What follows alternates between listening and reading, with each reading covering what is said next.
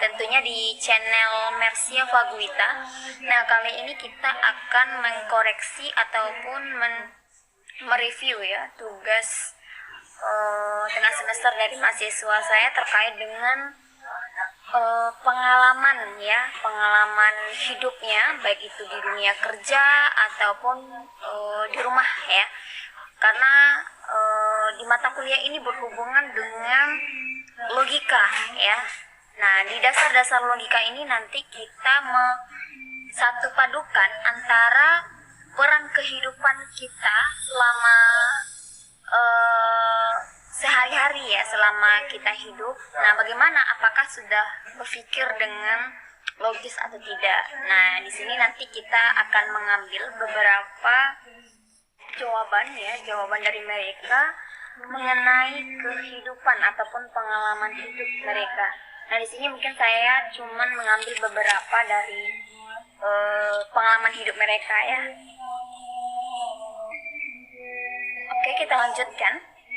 Nah, di sini saya ngambil jawaban dari Bapak Zulkifli ya, terkait dengan pengalaman hidupnya.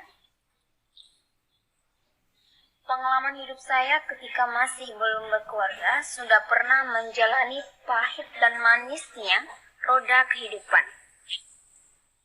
Saya pernah honor lebih kurang 6 tahun sebelum saya menikah ya, di kantor distrik Provinsi Sumbar pada tahun 94 sampai tahun 2000 ya. Nah, setelah menikah di tahun 2000 ini, kehidupan dia yang mereka jalani ini sangat pahit karena keadaannya masih krisis moneter, dan ketika itu saya masih tetap sebagai pegawai honorer di instansi itu. Pada tahun 2001 saya dikaruniai oleh Allah Subhanahu wa taala seorang anak laki-laki. Kemudian di tahun 2003 juga dikaruniai sebagai seorang anak laki-laki pada waktu itu. Nah, saya masih sebagai honorer yang gajinya cuman pas-pasan pada masa itu di kehidupan keluarganya. Kita baca singkat ya. Di tahun 2006 itulah saatnya saya rasa bersyukur yang selama ini hidup saya menjadi honorer yang gajinya kurang ya, membiayai hidup rumah tangga saya, dibalas oleh Allah Subhanahu wa taala dengan diangkat jadi PNS tahun 2006. Dan pada tahun 2007 menjadi seorang pegawai negeri sipil yang ditempatkan di distrik Provinsi Sumbar. Alhamdulillah ya, Pak Zulkifli sudah menjadi pegawai di tahun 2007. Jadi dari tahun 94 sampai di tahun 2006 dia masih menjadi pegawai honorer ya Bapak Ibu. Nah, di sini kita lanjutkan. Nah, di distrik ini saya bagian ataupun di bidang penyelidik ya, sebagai secara sarana dan prasarana, dan saya juga ditugaskan sebagai staf pengelolaan data menjadi operator khusus di SMK, dan bantuan yang diberikan oleh pihak Kementerian Pendidikan pada waktu itu. Nah, karena kesibukan itulah saya pernah mengalami berbagai problem pekerjaan, tapi bukan suatu persoalan ya ataupun tantangan hidup Bapak Zulkifli ini.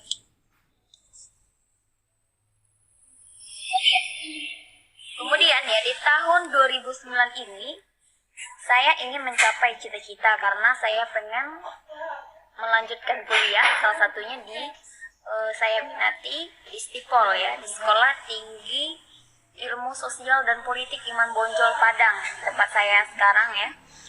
Nah, di sini karena banyaknya tuntutan pekerjaan di masa-masa kuliah juga terhenti ya, karena sibuk dengan mengurus anak-anak bangsa dan juga di lingkungan dinas pendidikan.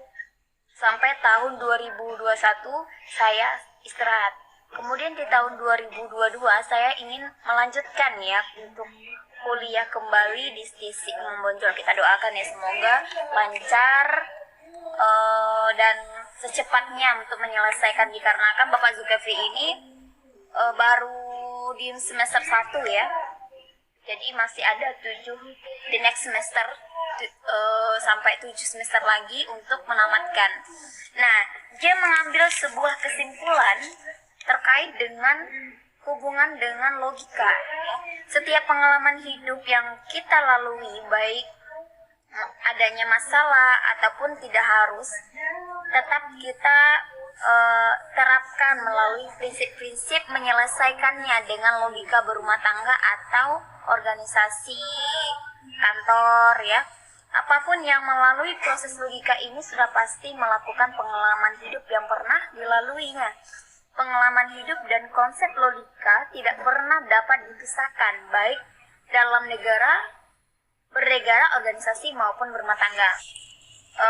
Sedikit ya kita lihat ya. Di sini saya juga mengeja ya, membaca dari tulisan tangan dari Bapak Zulkifli yang saya juga memahami isi apa yang ditulis ya. Jadi kalau seandainya ada yang salah ketika saya bacakan ataupun saya sampaikan, mungkin dimaafkan ya.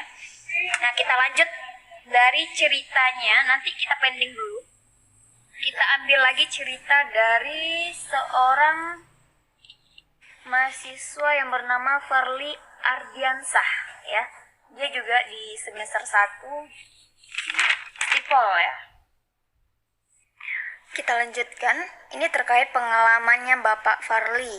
Nah, di sini beda ya dengan Bapak Zulkifli yang menjelaskan pengalaman dia selama dia bekerja di tempat di distrik ya. Di mana?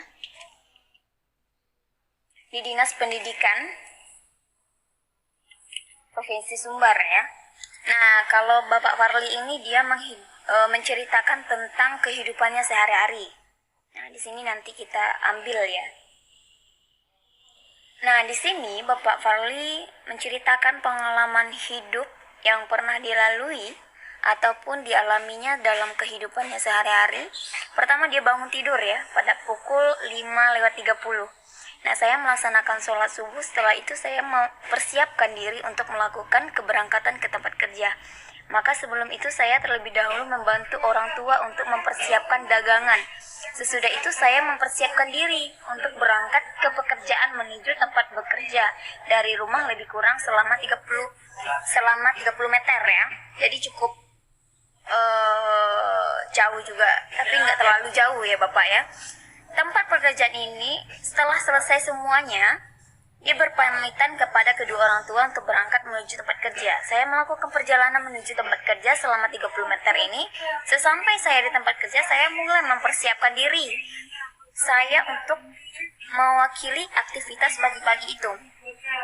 Nah, karena aktivitas saya seorang security di sekolah SMK Tanjung Raya, saya mulai mengatur lalu lintas untuk demi kenyamanan dan keselamatan siswa-siswi dan majelis guru memasuki kawasan di sekolah SMK ini. Kemudian, seorang pekerja security ini, disitulah saya dapat pengalaman di mana saya diuji kesabaran dan bertanggung jawab terhadap pekerjaan tersebut. Baik kesabaran menghadapi tingkah laku seorang anak-anak yang bermacam-macam maupun komplimen dari guru-guru, maka disitulah diuji kesabaran Bapak Farli ini ya. Kemudian tanggung jawabnya sangat besar, hanya seorang security, baik tanggung jawab seluruh area tempat kerja, suka duka yang saya hadapi di sekolah tersebut, baik cacian ataupun hinaan saya dapatkan, hanya seorang security yang dipandang sebelah mata. Bagi orang-orang yang saya sadar, saya lahir di keluarga yang kurang mampu. Jadi begitu ya cerita dari Bapak Farli. Nah, dia mengkaitkan ya perjalanan hidupnya dengan logika ini. Saya membuktikan pada orang-orang yang telah mengira dan memandang keluarga saya dengan sebelah mata, inilah saya dulu dipandang dan bisa sukses dengan logika mereka yang tidak mungkin. Nah, ini cara berpikir ya yang dimaksudkan oleh Bapak Farli ini. Nah, tentu di cerita kehidupan sehari-hari ataupun cerita Bapak Zulkifli terkait dengan kehidupan sehari-hari. Semoga di kehidupan berikutnya kita doakan ya Bapak Fadli ini selalu diberikan kesehatan, kesuksesan hingga selesai studi ini. Amin. Kita kembali lagi ke mata kuliah ini ya. Nah, kita tahu ya bahwasannya fungsi logika ini membantu setiap orang untuk mempelajari logika itu berpikir secara rasional ya, logis. Nah, dengan ceritanya Bapak Zulkifli dengan Pak Fadli ini memberikan bahwasannya kita ini mempunyai kehidupan yang semuanya kita jalani secara logika dengan melakukan proses ini. Tentu ini sangat penting di dalam kehidupan ataupun pengalaman ataupun aktivitas-aktivitas keseharian kita. Ini berkaitan dengan berpikir kita. Nah, cara untuk mengasah agar kemampuan berpikir kita itu semakin logis tentu dengan cara pengalaman ini ya, pengalaman ataupun kegiatan yang kita lalui setiap hari. Dia melakukan cara kebiasaan ya, cara kita mengasah kemampuan berpikir ini. Nah, dari cerita ini dia juga memberikan bahwasannya cara kebiasaannya ini yang biasanya gegabah, lelucon ya, sehingga dia bisa memberikan hal-hal positif terkait dengan pekerjaannya yang sebelumnya di security ya, dia menganggap positif ya, kedepannya nanti semakin baik lagi. Kemudian adanya sosialisasi dengan orang lain, ini salah satu cara kita mengasah kemampuan berpikir kita. Nah, di dalam pekerjaan yang baik di dinas pendidikan Bapak Zulkifli ini ataupun Pak Fadli ini yang bekerja di sekolah. Nah, ini ada hubungannya dengan orang lain ya, bersosialisasi, berkomunikasi dengan baik. Hal ini sangat membantu ya, cara kita berpikir semakin baik. Kemudian melakukan diskusi ataupun debat ya, terkait dengan soal pekerjaan ataupun soal program kerja ataupun kegiatan-kegiatan lain yang membantu kita berpikir secara baik, begitu ya. Mungkin kita cukupkan untuk kelas hari ini. Semoga kita sehat-sehat semua, dan saya akhiri. Assalamualaikum warahmatullahi wabarakatuh.